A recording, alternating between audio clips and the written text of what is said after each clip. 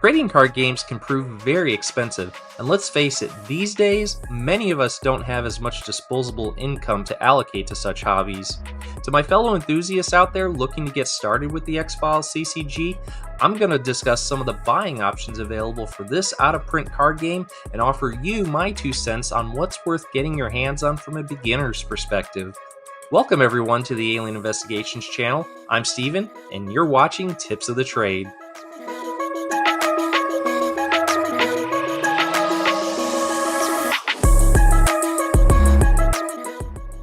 When I first conceived this channel, my goal was to raise awareness about this short-lived, relatively obscure card game that I'm oh so fond of, and to get as many people out there interested in playing it.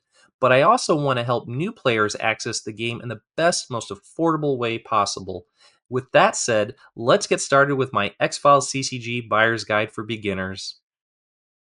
First things first, before you commit to investing your hard earned dollars into the X-Files CCG, I encourage you to take a hard look at some of the many gameplay episodes on my channel to see if the game and its mechanics appeal to you.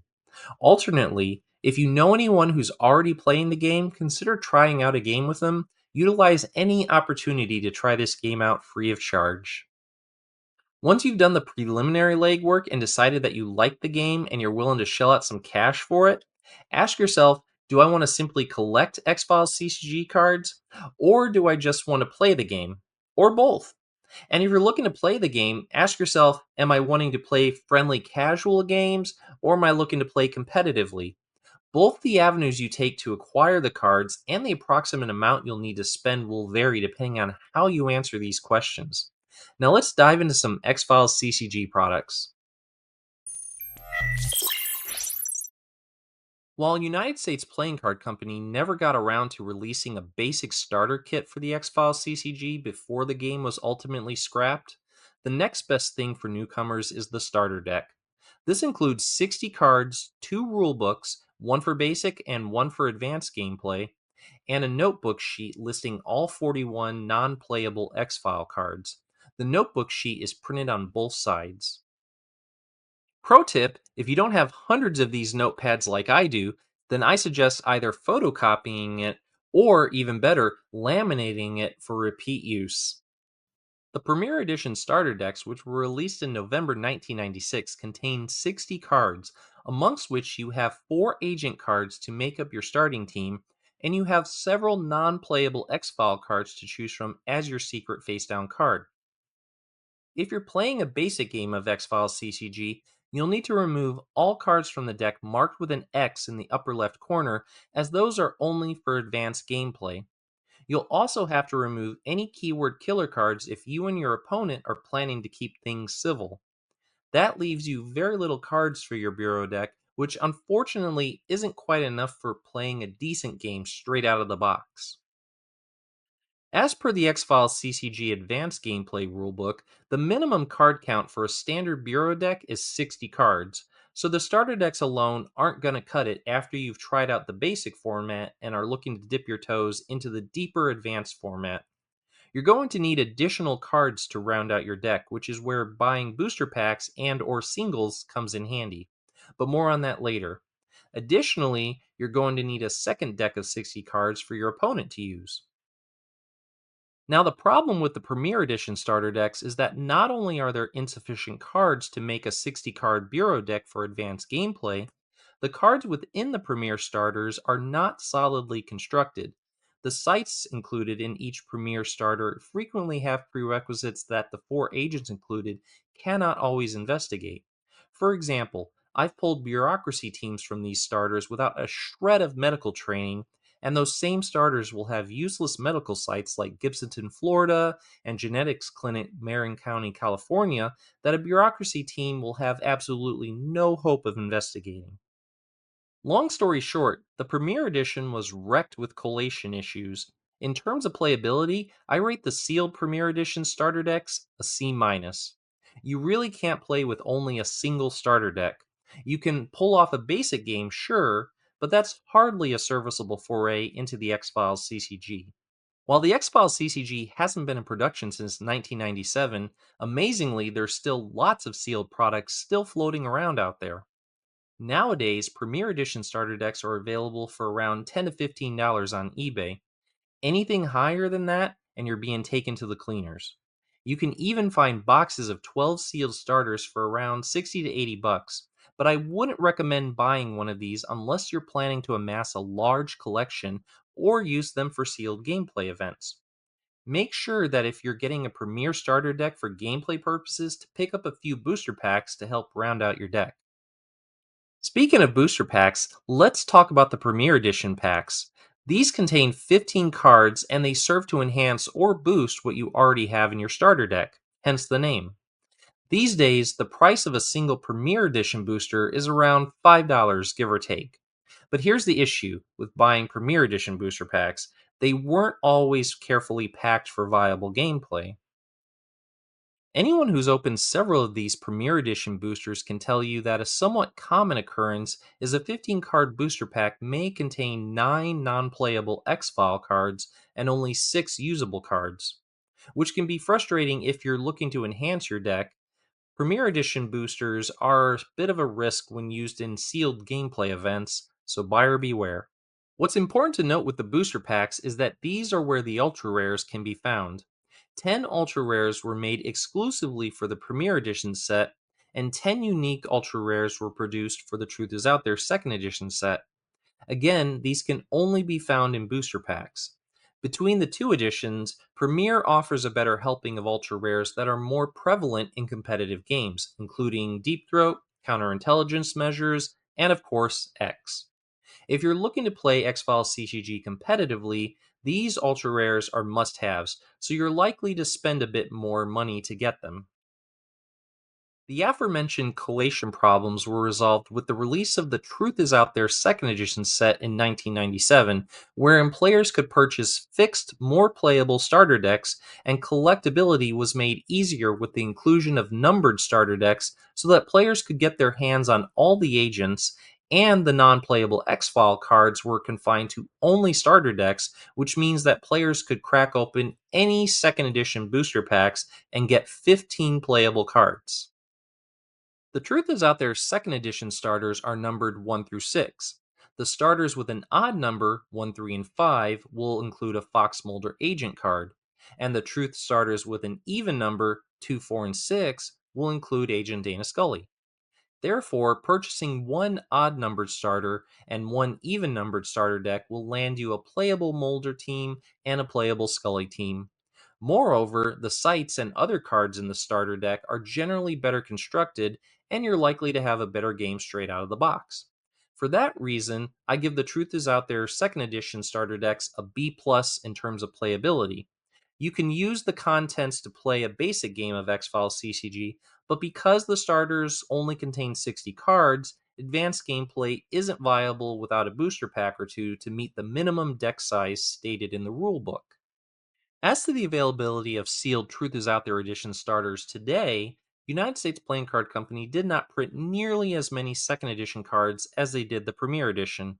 As a result, sealed second edition cards are getting harder to come by, and they're pricier than sealed Premier Edition product.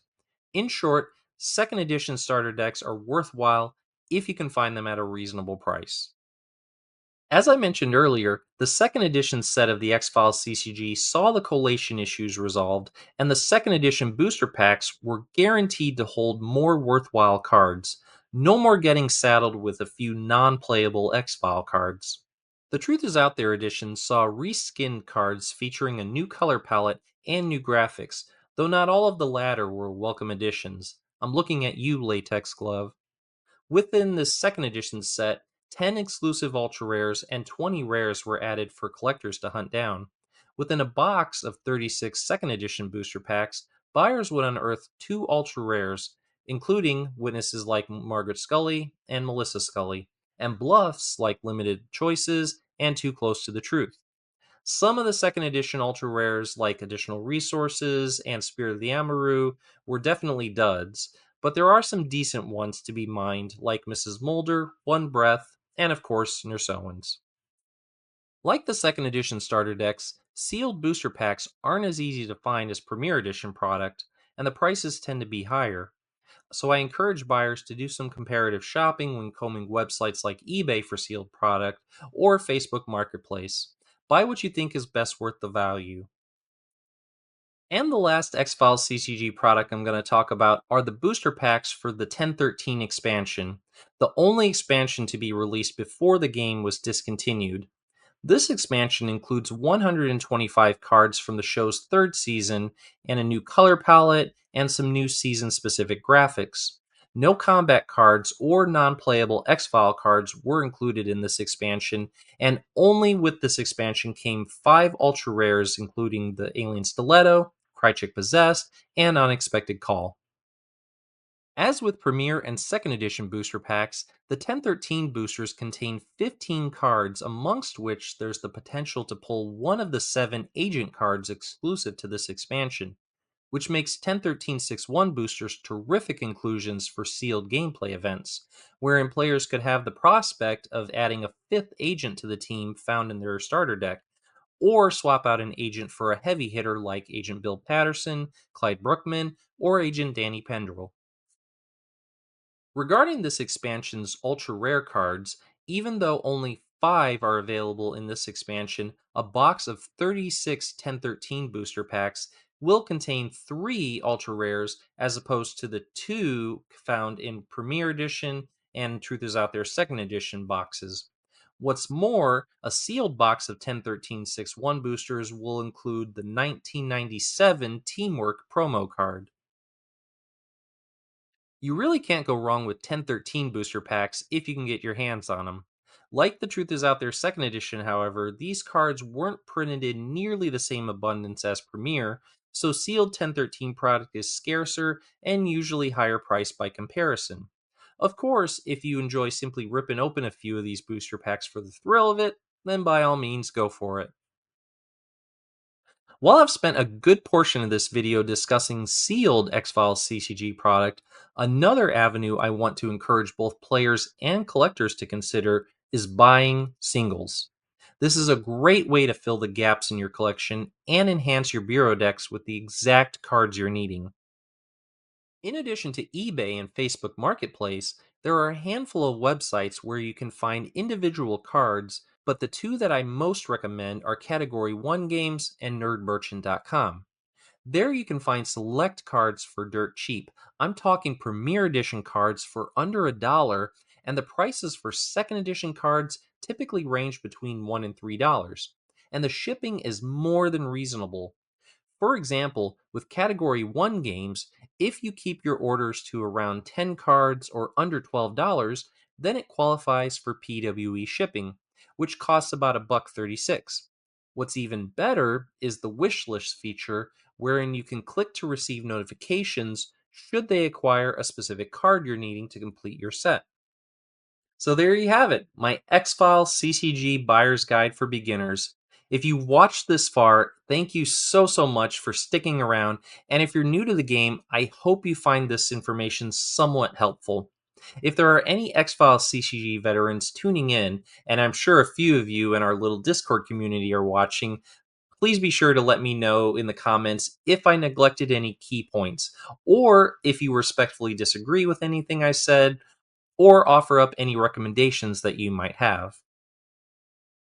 While I only covered the X-Files CCG starter decks and booster packs in this video, there are other accessories out there related to the game, including playmats, deck boxes, and t-shirts. If you'd like me to do a review of those products as well, let me know in the comments. And before I go, be sure to give this video a thumbs up right after you've investigated that subscribe button. And if you know any X-Files fans out there, kindly share this video with them and maybe they'll want to try out this game as well. And if you need ideas on constructing an effective bureau deck, I've got sample deck videos that should prove inspiring. Lastly, you can reach out to me at alienvestigations19@gmail.com for business inquiries, or if you have ideas for upcoming content that you'd like to see. Once again, I'm Steven, and be sure to tune in again for more tips of the trade.